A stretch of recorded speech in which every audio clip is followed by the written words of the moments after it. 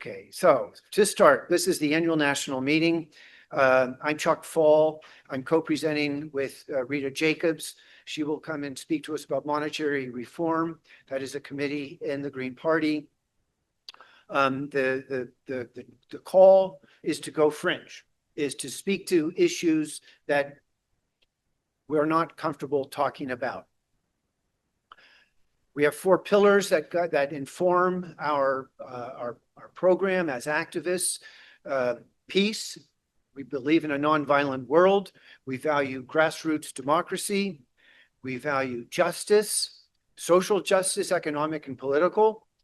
And we have a pillar for ecological wisdom, which is restoration, revival of nature, biodiversity, and informing the structure of society, the way we do our business through the lens of what would nature do, is how I suggest we think about that. The green pillar for nonviolence inspires this idea of going fringe because we are plagued by state violence, corruption of corporations, and this is a very, very serious and a very real problem, and I'll get into some details on what are fringe coming up. Now, the nonviolence pillar impels us, which is to say it morally directs us to expose fringe issues. And I suggest going fringe is in fact a moral issue. Fringe issues often qualify as state crimes against democracy. This is a term that was coined by Lance DeHaven Smith. He wrote a book, Conspiracy Theory in America, and he coined the term, the acronym SCAD, back in 2006, and he discusses this in his book. And in his book, he talks about electoral fraud. He talks about the JFK assassination, talks about 9/11, and frames these issues as state crimes against democracy. A state crime against democracy is a category of criminal action, like white-collar crime, like environmental crime. There is a crime that occurs and is conducted by deep state. So this is, in brief, the key element from Lance DeHaven Smith. Another author that's informing my discourse is Aaron Good, and he has authored a book, American Exception, Empire and the Deep State. And he has an interesting kind of viewpoint on what is government, how do we, what do we see? And he says there's three levels. There's the electoral democracy of our republic, the structure, the constitutional structure of our government. There is a national security state, which is essentially secret because it's national security and it's a need to know basis around what's going on in national security. And then the third level is deep state. And this is, you might ask, well, who does a state crime? Well, a state crime is done by people that you don't know about on purpose, because if they told you who was conducting the state crimes, why then we would hopefully arrest them and prosecute them. And this is actually the point that Lance DeHaven Smith raises in his book. It's not progressing for me. It's glitching. And let me try again. Boom, bada boom. And now we go. There we go. Fringe issues. Now, this is where the kind of I think a breakdown occurs. Fringe issues trigger claims of conspiracy theory. Conspiracy theories are taboo topics. And going fringe is difficult and requires effective communication. So let me just talk about the conspiracy theory. And Lance DeHaven Smith in his book goes at length to discuss the this issue of conspiracy theory. In the appendix of his book, he has the discussion of how after JFK's assassination, people weren't accepting the official narrative. The Warren Commission report made a anti-conspiracy theory, and they said a lone gunman did the deed. And that's what was popular. That was what was presented in the Warren Commission report. People didn't accept it. People were talking, and there were people kind of writing and about what really happened with JFK. So in 1967, the CIA issued a memo that they distributed to their agents, if you will, in the popular media. And if you are not aware of Mockingbird Media, why I would recommend you do your own research and learn about that and understand that the FBI, CIA, in fact, have people in places to communicate. And the communication was to essentially call anybody who questioned the official narrative about the Warren Commission report a conspiracy theorist. And so essentially what happened is the FBI weaponized conspiracy theory and turned it into a damning accusation, an embarrassing thing to be called. And so that effectively makes the topic taboo, because who wants to talk about a topic they're going to be smeared and slurred as a conspiracy theorist. So what Lance DeHaven Smith observes in his book is that they were very successful, very, very successful. And so now, popularly, the term conspiracy theorist is widely used to discredit and put down an idea and dismiss the proponent of something. And I'm not going to discuss fallacies, rhetorical technique, and so on, but just be aware that topics have become taboo because no one wants to be called a conspiracy theorist. Going fringe is difficult and it requires effective communication.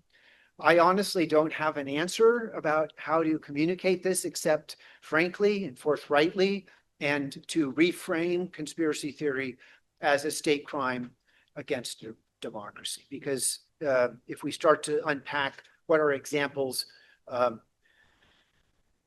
it'll become evident. I'm suggesting that by framing fringe issues appropriately, and we could talk about what that would look like, what that could sound like, we in fact can build our movement, because there is I think a readiness in society among many people, and I think they would respond positively to Green Party as a leader for speaking forthrightly, frankly, about state crimes against democracy. And it's, I think, in the party's interest to elevate fringe issues in our media. And again, how are we going to speak to these issues? And provide candidates with talking points so that we're all kind of singing from the same hymnal, as it were. This is all available to us, but we have to be mindful. So now, I'm suggesting going fringe can energize the party.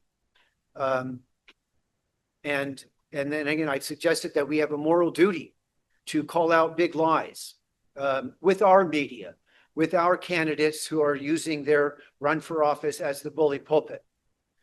I'll just say right now, I've composed an essay, and I suggest that in fact, the leading issues should be the bread and butter, brick and mortar, stuff.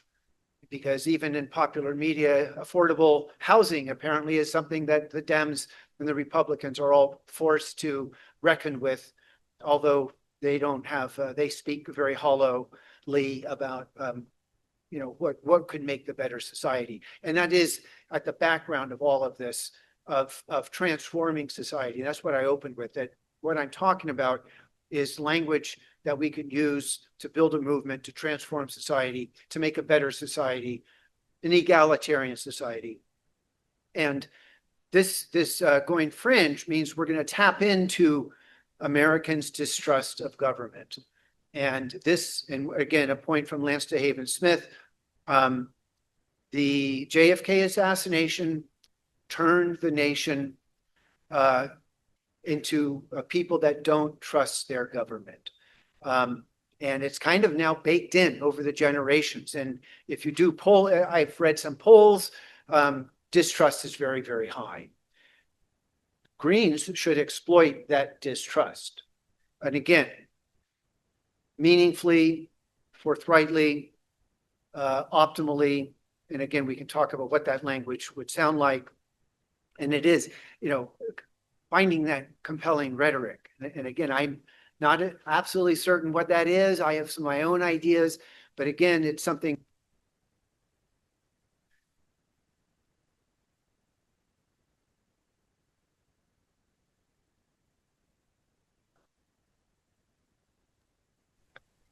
Chuck, I think you accidentally muted yourself.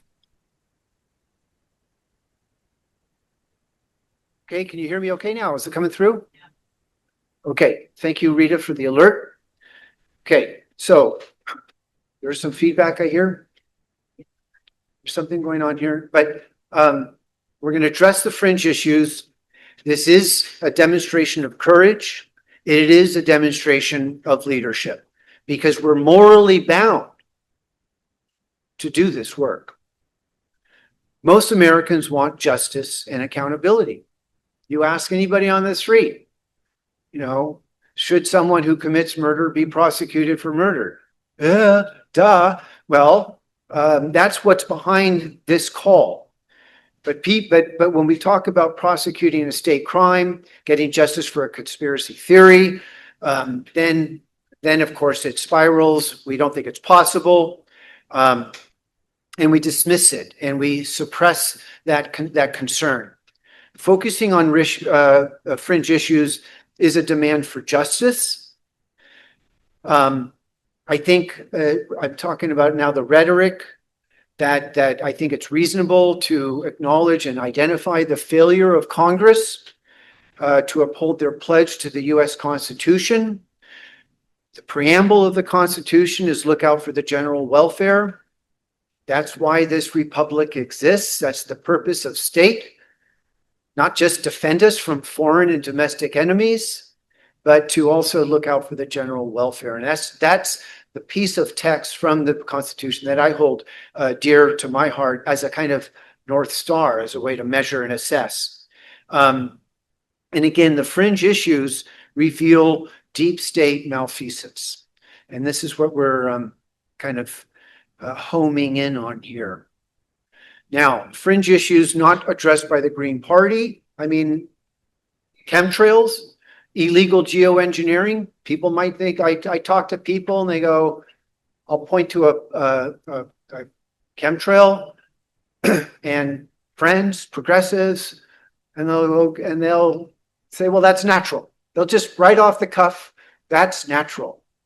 And I access media, alternative media that tells me that it's not natural. And there's actually considerable evidence to make the case that something is going on up there. Electromagnetic frequency pollution from cell towers. Again, is there really a problem with that stuff? If you listen to mainstream media, no problemo, keep your cell phone next to your head at bed at night and keep whatever. There's no caution. Our schools are filled with Wi-Fi, and we know the problem of gadgets and the access to the technology, the learning pads, the telephones, and so on for children. is not necessarily an electromagnetic frequency issue, but there is a pollution that does come from our use of tech. And that's another thing I don't even mention here. The bankers' control of the money supply, we have a plank for it. I'll talk about that in a moment. We're not talking about it much, about the fact that bankers, the banking cartels, arguably own our money supply, and that we are in effect kind of renters, and we're paying rent to use our money, and it shows up in $1 trillion debt that's accumulated. There's the false flag event of September 11th. Talk about that a little more. I mentioned JFK assassination, childhood vaccines, mandated healthcare, the childhood vaccine thing.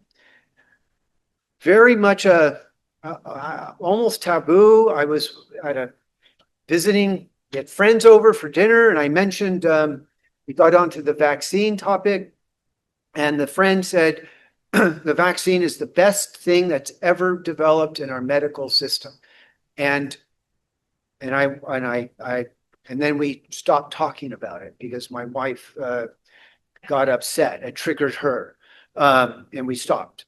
Now, the COVID event is another taboo topic. We don't talk about this. Election theft, another topic. And all of these, if you go to alternative media, if you go to alternative scholarship, they will tell you that what's represented popularly is not what in fact is the case. Now, the Green Party platform highlights two fringe issues, and maybe we think of them in this case as taboo. In other words, we don't talk about them. The platform calls out the corruption of the national security state and the diminishment of the Fourth Amendment, unreasonable search and seizure. Well, there are many platform planks, I think, that speak to the problem of the surveillance state, the national security state, the rise of that power of government. The banking, and 9/11, September 11th, what happened really? The Green Party media does not promote the BMRC, Banking Monetary Reform Committee. And again, nor does the committee issue an annual September 11th tribute statement. And they should. And they might. Maybe we can build some energy for that possibility. So quickly here, examples of state-sponsored fringe issues. And again, when I'm talking here fringe, think state crime against democracy. And the state crime against democracy, I'll remind you, is a term coined by Lance DeHaven Smith. And the state crime occurs when people in state abuse their authority and power and don't investigate crimes. And I'll just say briefly here that Lance DeHaven Smith, again, his book is, it's at the end here, and I'll highlight it again. He discusses why people in state would rationalize doing something evil, like killing a president. And they rationalize it in the interest of national security, in the interest of the state. That's their rationalization. Is that good or bad? Is it moral? Is it reasonable? So JFK, other examples of these state crimes, JFK, 60s assassinations, geoengineering, September 11th, again, the COVID, wars generated by 9/11. We got forever wars. That was told to us after 9/11. One authority stood up and said, well, everyone, because Osama bin Laden sent in these hijackers, we now have to defend our nation from terrorism, and you should expect, this is their language, forever wars. And here we are, that forever war phenomena shows up in the Ukraine war. It shows up in the war now in Iran. It showed up in Afghanistan, Libya, and I'm not going to, and so on. I even suggest it shows up in the October 7th Hamas attack in Israel. Now, speaking to fringe issues speaks to justice. And again, speaking to fringe, when we're speaking to these issues, we are calling out state malfeasance. And we're not questioning, we're not claiming it's a conspiracy theory. We're actually alleging a state crime. It's kind of like saying that banker embezzled millions from the bank, and we have evidence to show why he committed a white collar crime, or she, whoever it would be. So, so when we speak and call out state malfeasance, we are engaging in the pillar for justice. Now, and the call for justice is informed because we value nonviolence. And these state crimes are violent actions against people, and they're doing this in order to affect policy direction for society. And we demonstrate credibility as champions for truth, justice, and accountability when we speak frankly and forthrightly about fringe issues that are best understood as state crimes against democracy. We are standing up against plutocracy. And when we do that, now the plutocracy, if you know anything of the history of Alan Dulles, if you know anything about the history of the rise of the formation of the CIA out of the OSS, if you've read David Talbot's The Devil's Chessboard, you will understand that there is a plutocratic power elite that is the driving force for these events. When we speak against this, when we call this out, we are demonstrating green values. Now, I'm going to appeal to members of the Green Party and even people who aren't in the Green Party, but who might hear someone say, make an allegation that an event is a state crime. The quick reaction by many is to say, well, that's just a conspiracy theory. And then what that effectively does is it's a dismissal. It's a fallacy that precludes discourse. It precludes the development of dialogue and any discussion at all. So the request is to be tolerant of anybody who raises something that you might feel and be inclined to say and dismiss as a conspiracy theory. We need in our party an attitude of tolerance towards members that, want to talk about a conspiracy theory, that want to explore what really happened on 9/11, who really did JFK, what is the consequence of that? What are we dealing with today as a result of not getting the justice that should have been accomplished back in 1960s, back in 2001, 2002. So I'm suggesting that we don't jump to conclusions, don't immediately assume a fringe issue is a conspiracy, although was there a conspiracy to commit murder against JFK? Absolutely. Conspiracy is a term of art for the criminal justice system. But again, as I mentioned earlier, it was weaponized by CIA to stop people from questioning what really happened to JFK. And again, you might think JFK was a really bad guy, or you might think that he was a phony plutocrat trying to do some good deeds for the country. You can think whatever you want, but the fact is he was murdered. And as Lance DeHaven Smith points out, there's not a statute of limitation for murder. So the book remains open on prosecution of justice for the JFK, for any of the 60s assassinations. I mean, I'm not going to bring up John Lennon, but some people have questions about the authentic, what really happened there. So I'm advancing, inviting the Green Party to be open, to be tolerant on these topics, and that we should be open in the work we do within the party, in our committees, in our caucuses, to develop open exploration, to reach an authentic dialogue so that we can actually develop the synthesis of an idea from a thesis, antithesis, and become leaders for the nation. So actions. So these are things, actions to establish committee. So let me just back up this one here. Be open. This standing up against plutocracy. One thing that I wrote an essay. I have an essay posted, and it's about the problem of impunity. And impunity, if you my radar is out for whenever the word impunity comes up, and I read it, and I'll read about elite impunity.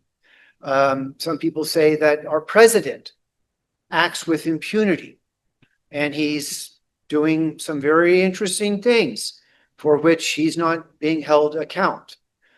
I suggest that this problem of impunity is born of the failure to prosecute state crimes, because the bad guys that did the deed were never brought to justice. They said, well, let's do it again because we can. And so many of the things that we complain about are not being checked.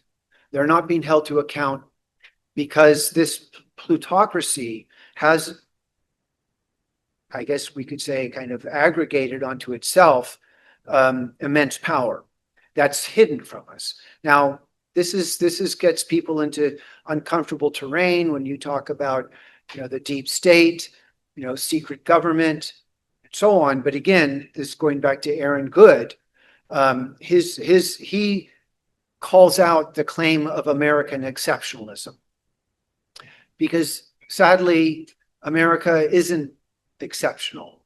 Our country and our history is marked by a lot of violence, and that's another topic. But I think part of what this idea of speaking into these fringe, these taboo topics in a respectful way is actually good for our society.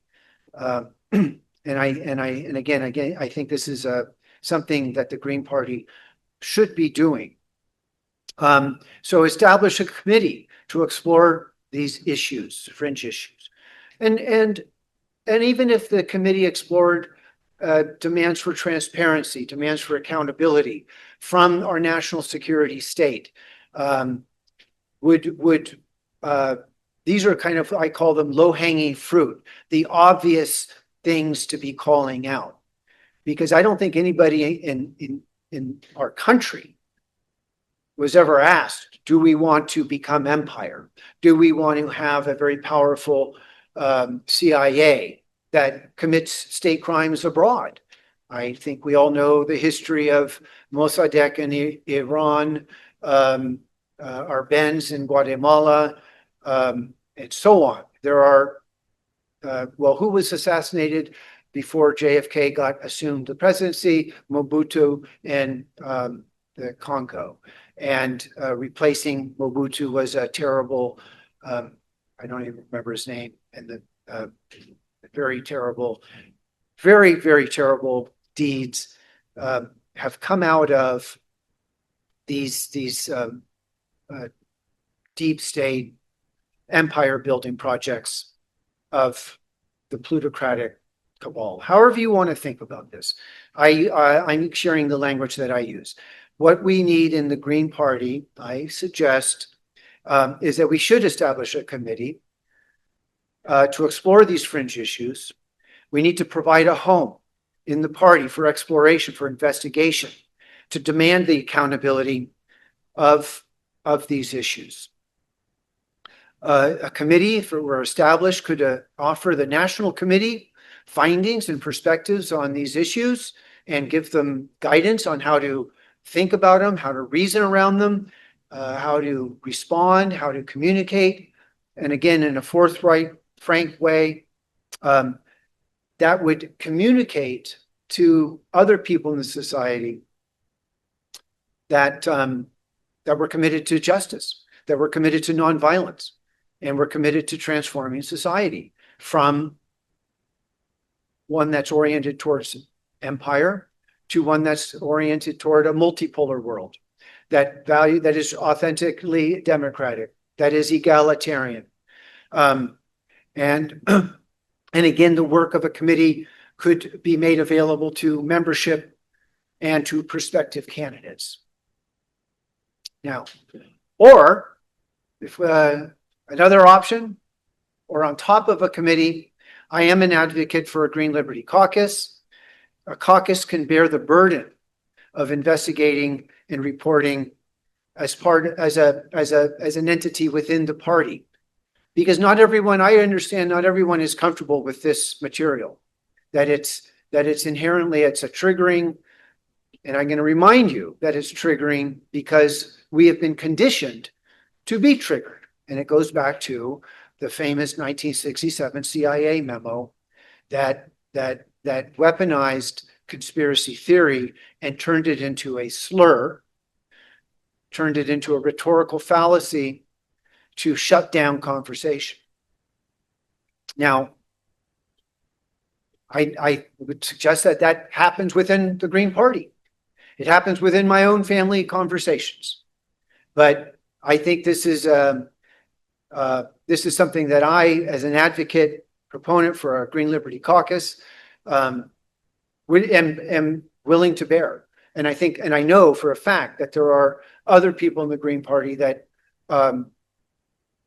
feel strongly about fighting back and calling out the malfeasance. A Liberty Caucus would support accountability, transparency, and protection for whistleblowers. And I think this is, and again, the whistleblower law is we have law on the books to repair damage, to catch the malfeasance, but it's not being deployed. The Congress, as I kind of suggested earlier, has abdicated and is not doing its duty, but there needs to be voices from the demos, from the people that make these demands. Provide a representation for Green Libertarians. You know, I didn't introduce myself actually very well, but I consider myself a Green Libertarian. I'm actually, I consider myself anarchist. I believe in good government. So I'm not, I'm pragmatic. And I am very comfortable making argument based on constitutional principles. I think we should argue in many different ways to break through thinking and understanding. So, but again, this is advancing the pillar for nonviolence. This is advancing our pillar for justice. And within that is accountability, transparency, and again, these protection for the whistleblowers is a whole nother topic, which would actually make an interesting annual meeting, national meeting topic, to have someone speak explicitly about whistleblowers, their importance to fighting the corruption. Now, so that's kind of, now this is the citations, if you will. Lance DeHaven Smith, this is online, it's available, it'll be made available. There are some very interesting lectures from Lance DeHaven Smith. He's deceased. Lori Manuel has a very interesting topic on discussing state crimes. She presented at a conference in Toronto, Canada on September 11th. So there's a lot of interesting people that I think the Green Party should adopt as experts in this area and kind of elevate them and give them standing and align ourselves with them in their perspectives. Now, so that's, and now we can go into some Q&A. However, I'm going to share the presentation from Rita Jacobs, and she's going to speak about the Banking Monetary Reform Committee. And let's just be clear here. And there's two things. September 11th, there is a plank in the Green Party platform that says investigate September 11th. So the fact that our platform says investigate September 11th means that the party is not satisfied with the official narrative about it. When someone says, oh, you're a conspiracy theorist because you want to investigate 9/11, what they're essentially doing is slurring the natural curiosity to know what's true. And so I'm counseling that we don't use that language of conspiracy theory to denigrate any kind of idea. You have to speak to the issue of what someone is asking. And if you don't think that September 11th should be investigated, then you need to say, well, I think the official narrative of September 11th is true.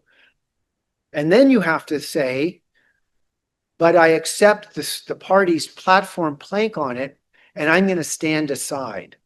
I'm not going to call you a conspiracy theorist. I'm just not going to participate. I'm not going to talk about it. I'm not going to denigrate the plank that says we need to investigate this, because the fact is the party's position is we are being lied to about September 11th. And there's implication for that. We can talk about that. Similarly, the Banking Monetary Reform Committee has a plank in our platform to create the committee. And the committee is hard at work on making the claim, the argument that the banking cartels essentially own our money supply. And they simply point to a provision in our Constitution where Congress can take ownership, if you will, of the money supply. And by doing that, would be able to advance policy and projects that would actually fulfill Green Party ambition. So I'm going to stop share. Well, actually, no, I'm not going to do that. I'm going to go here, and I think, and there it is. Bingo. I'm going to we're going to play this, and I think this should come through, right? So, and let's see what happens. Okay, so I'm not hearing. Are we hearing any? So I'm going to stop sharing again. And I'm going to try it again. And I'm going to, okay, so let me see here. Watch this. Okay, so we're going to start sharing. Thank you for your patience. Share sound. I've got my share sound. I can share.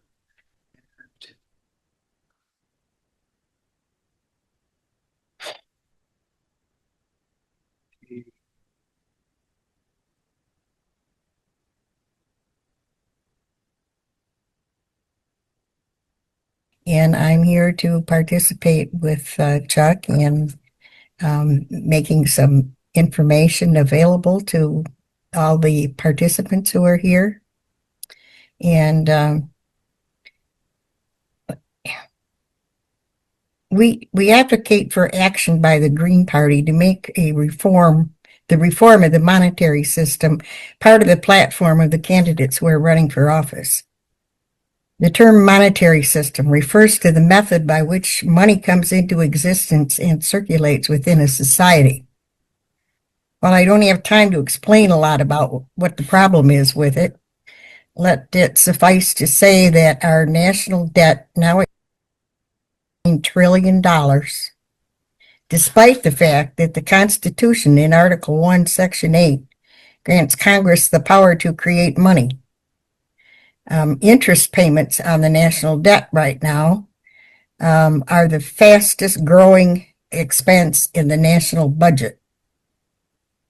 Since money is what affects the outcome of elections in this country, the bankers are not willing to educate the public on how money is actually created and arrives in circulation.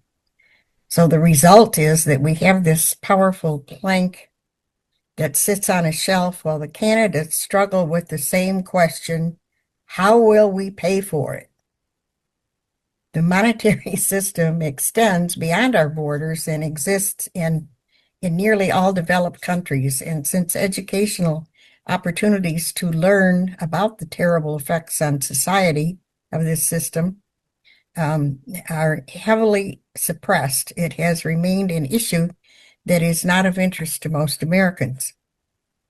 We have a debt-based monetary system, meaning that almost all the money comes into existence through the creation of debts. Banks are allowed to create money out of nothing when loans are made to customers or when purchasing government bonds and other debt instruments for resale. When loans are paid off, the money is removed from circulation, and there is no money created to pay for the interest that was the banks were allowed to keep. And since banking has been such an important issue since colonial days, bankers have done absolutely everything possible to make sure the public has little knowledge of the special privileges granted to the bankers. Lack of knowledge and the complexity of the monetary system have resulted in institutional inertia. Monetary reform remains invisible in campaigns by Green Party members, and monetary reform has been in the GPUS platform since 2010, but has never been used as a central campaign issue by any single Green candidate. So the reasons for the Green Party institutional inertia here include decentralization, meaning that the National Committee does not dictate what the state or local messaging should be for those who run for office. And actually, campaigns focus on ballot access and immediate symptomatic issues like war, environment, healthcare, etc., rather than looking for some other platform that they can run on. And also, there's some complexity to the monetary system, and too many activists assume that monetary reform is too difficult for voters to comprehend as a necessary reform. And there's no proof of any results from this reform of the monetary system. No Green has yet run on the monetary reform as a central issue, so no one knows if it would be effective. And legislation for monetary reform was introduced by Congressman Dennis Kucinich in 2011. It was called the National Emergency Employment Defensive Act of 2011, abbreviated as the NEED Act, NEED. And it never made it to the floor for a vote. And Dennis Kucinich was gerrymandered out of his Senate seat in the following election. So that will give you some idea of why the monetary reform issue is important and why it's being disregarded and neglected. So thank you very much for listening. And I am interjecting myself. I'm Chuck Fall. Thank you very much, Rita. And let's just observe that Dennis Kucinich was gerrymandered from a U.S. House Congress seat in Indiana, I believe was the state. But Michigan. He's from Michigan. Oh, okay. Yes. Okay, very good. Well, thank you for that. And we will take some Q&A later in our meeting today. Thank you very much. Well, there you go. Okay, so we do have Q&A. We have time, right? If people have any questions. I don't know how these webinars work. If there's anybody listening in. If there's chat, I think they can use chat to pipe in a question. That's available. But what are people's takeaway? I mean, is this like outlandish, what I've suggested, or is it reasonable? And mind you, the banking monetary, there's in the party between, I would say, our September 11th plank for investigating it, and then the banking monetary reform. And then when you sift through the platform and you find all of the essentially criticisms of corruption, the Green Party pretty much, I think, supports this material, this idea of speaking to taboo topic. Uh, sure, let's go for it.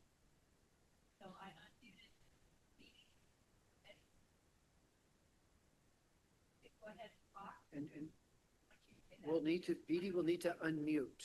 You have to find the unmute button. Let's see what's happening here. You can try Beatty.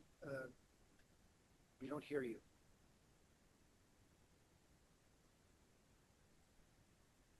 And if this doesn't work, you can put a chat question.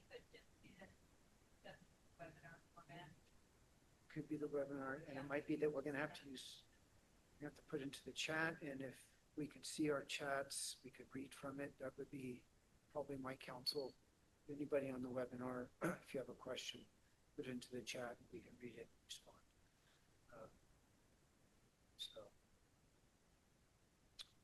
I mean, I have a question for people in the audience. I mean, raise your hand if you think the official narrative about JFK's assassination is true. Okay, just for the record, no one's raising their hand to show that they think the official narrative is true. I mean, just to further explore, if you think the official narrative about September 11th came through the 9/11 Commission report is true, raise your hand. Just for the record, I'm going to observe that no one's raising their hand in this room. So, and so why not talk about these topics? Why be shy about these topics? And what does talking about these topics really put a blemish on the Green Party? I don't think it does. I think, and again, this is something that the Green Party, we need to talk about. And I would argue that, whether it's a Green Liberty Caucus, whether it's a Committee for Transparency and Accountability, whether it's we talk as activists in our own right, we should elevate these state crimes, and because they have not been attended to, we are experiencing that failure to hold bad guys to account. And so, I mean, I'm passionate about this. And I'm not just a single issue guy. And one of the other background on myself is I'm active in the political truth movement because I think the failure to get accountability for JFK has put our country on a path of empire. And I think that if JFK had been held to account, if Alan Dulles had been investigated, if whomever was involved, we can go down that rabbit hole, but it would, and this is Lance DeHaven Smith's point, that there would be less malfeasance. They would be more careful about it. And now, I think, and as we get into this day and age, frankly, I'll tell you that the October 7th event in Israel, the Hamas invasion, was a let it happen event. I mean, the Israeli IDF was not on duty. They were gone. And again, I have other things I could go into. I'm not going to, but if the Green Party had a place within it where this kind of conversation could occur, I think our ranks would grow. Now, some people would think, well, what kind of people would they be that would come into the Green Party? Well, they'd be people like me. I'm an anarchist who believes in good government. I like freedom. I don't like to be dominated. I don't like to live in a society dominated by by plutocracy. And I'll just tell you another story about this. In 1950s, chemicals were being introduced in our food supply. And no one came and asked the American people, should we put chemicals in our food supply? You know, we were told we have to put food chemicals in our food supply because then we can grow more food. Then we can feed more people. This is ostensibly kind of the reason. I'm at a place in my mind, given the glyphosates that have now permeated the PFAs, the forever chemicals, the forever plastics that ubiquitously pollute everything, that we, the people, have been denied our right to participate in the development of policy in our country. And so that's what I'm against. And I think Greens are against that too. I think we want an actual democracy where we get to talk about, are we going to coat everything with PFAs? You know, are we going to solve the problem of global warming with geoengineering? If we value our pillar for ecological wisdom, and I do, why then that needs to be elevated. And the way that ecological wisdom is put into society is because human beings that have that wisdom are given voice. But the Green Party is shut out. We're not given voice. So I'm actually kind of calling for a kind of insurgency, a kind of militancy, where we speak frankly and forthrightly, and we call out the malfeasance. And I'll just go back to the chemicals. My guru, Murray Bookchin, in 1953, wrote an essay about the problem of chemicals in food. 10 years later, Rachel Carson wrote her famous Silent Spring. And we've known about the problem of chemicals. Has our awareness made any difference to control for chemicals? Thumbs down, no. Why not? Because there really is a plutocratic power structure that is operating, call it out of a capitalist imperative to make profit, to fill every nook and cranny with a commodity, to exploit every piece of molecule in your own body and your DNA to make some profit. I mean, so we could riff off into criticism of capitalism. I have no problem doing that. But this is kind of what we're up against. And I think if the Green Party is going to transform society, if it's going to become make a big difference, we need to enhance our rhetoric. We need to find a more damning narrative. And it's not just one issue, it's going to be multiple issues. So those are some of my thoughts. Any other questions? Should she speak into a mic, or is that, how's that going to work? Yeah, we actually have a.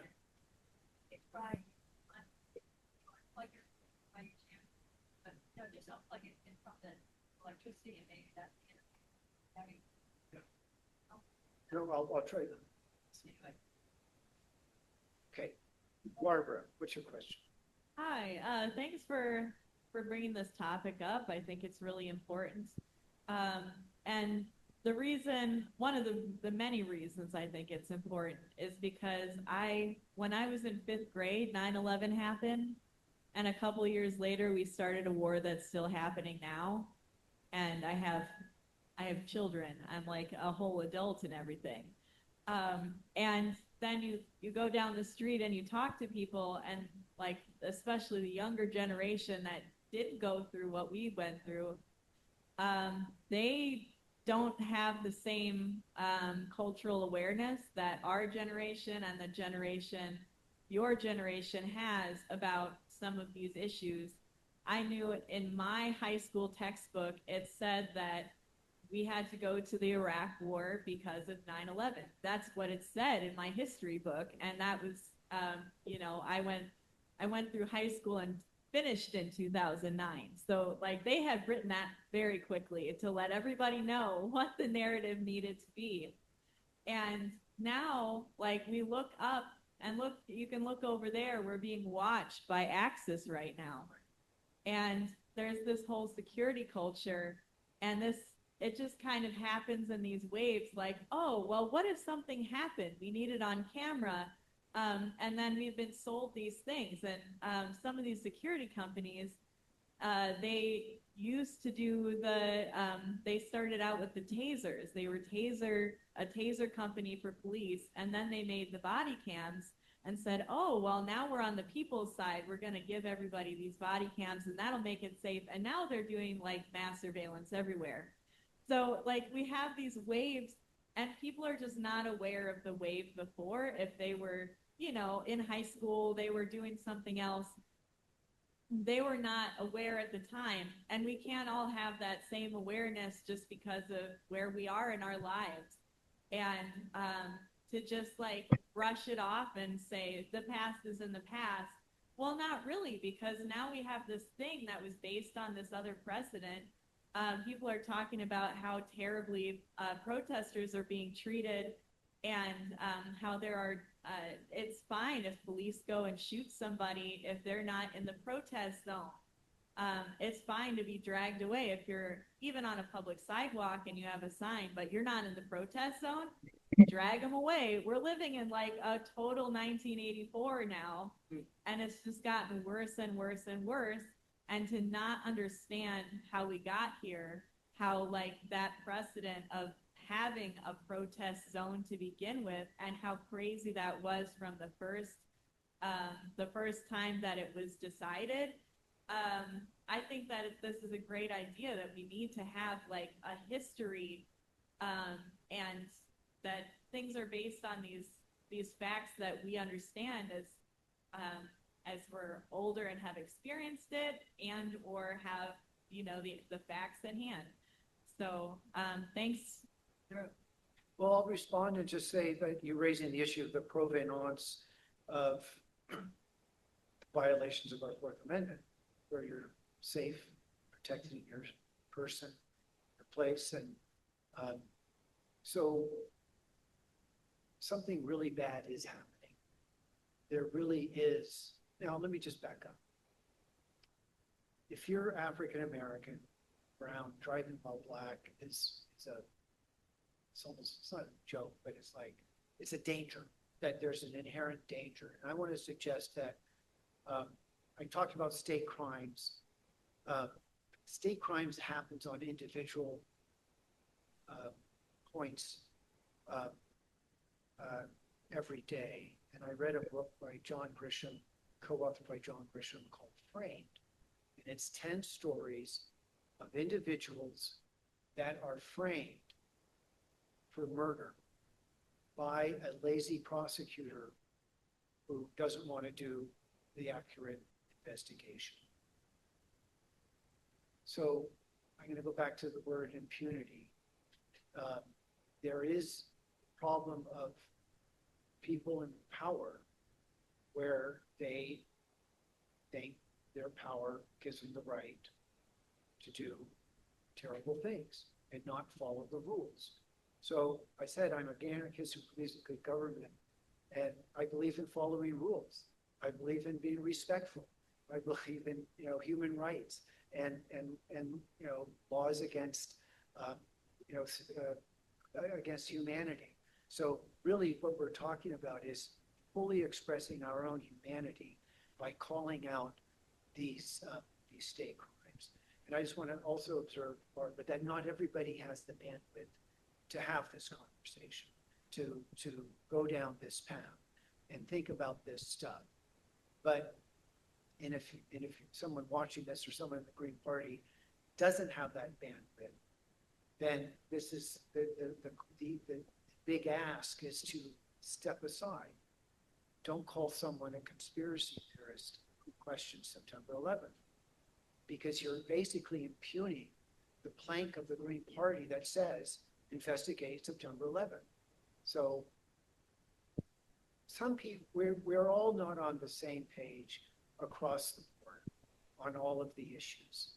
But where we do need to be on the same page is in a commitment, I think, for the justice, for building the nonviolent world, for transforming it, and giving space to people that want to make the difference by calling out state crimes. I think that's kind of what I'm asking for. I'm going to be at the table. I have a flyer that invites a Green Liberty Caucus. And I'll just take a moment to speak about a Green Liberty Caucus. Caucuses and the Green Party rules are for historically underrepresented groups. Now, if anybody has historically been underrepresented, it's anarchists, people that are against state power. In fact, early Americans didn't want to form a central. They wanted to have Articles of Confederation. They were actually kind of happy having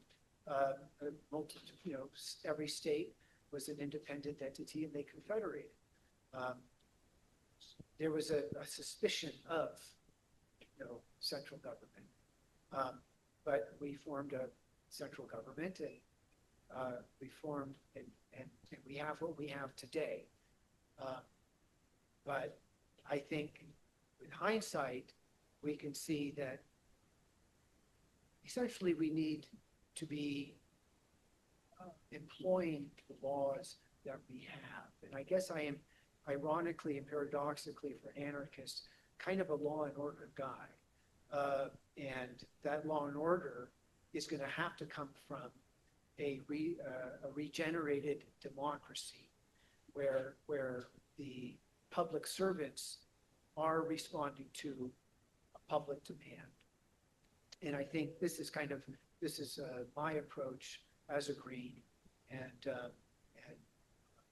so whether a caucus would ever be formed, there could always be a network of Green libertarians, people passionate about getting justice, fulfilling the elements in our plank to be liberated from the banking cartels. I think I'm very much a supporter for banking monetary reform.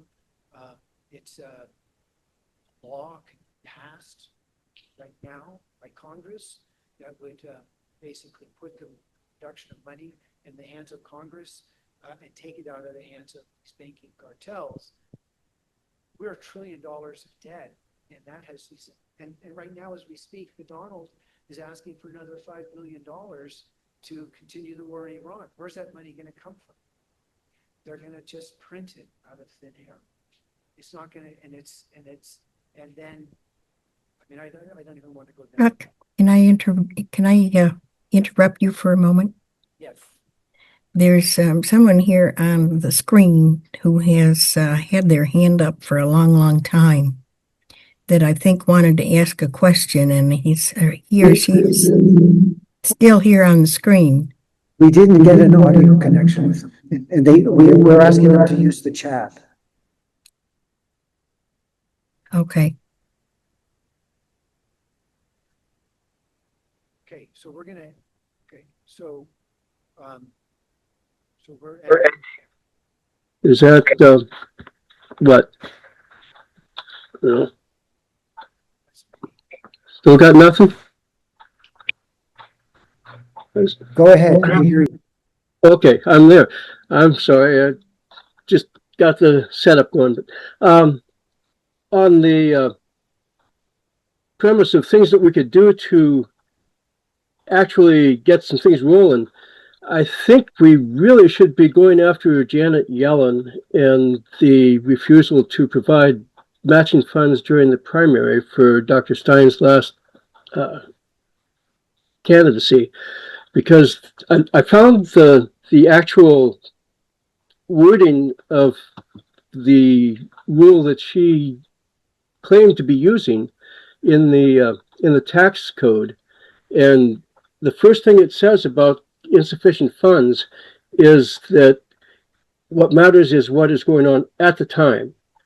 It says if at the time that the FEC says that this money is due to one of the campaigns, then the second part of that is that the only campaigns that they're allowed to consider are the ones that are eligible at that time.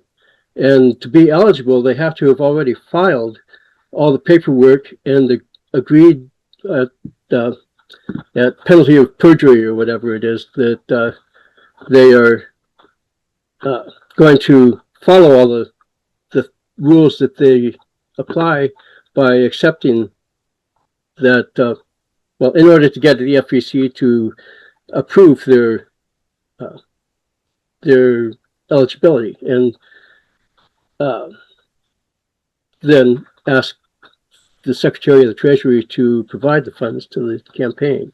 And the only two that were eligible when Dr. Stein requested that funding, or when the FEC requested it on her behalf, were her campaign and Mike Pence's campaign. And Mike Pence's campaign had lasted so short a time that despite being a major party candidate, he didn't end up with even $2 million in funding that was supposed to come his way.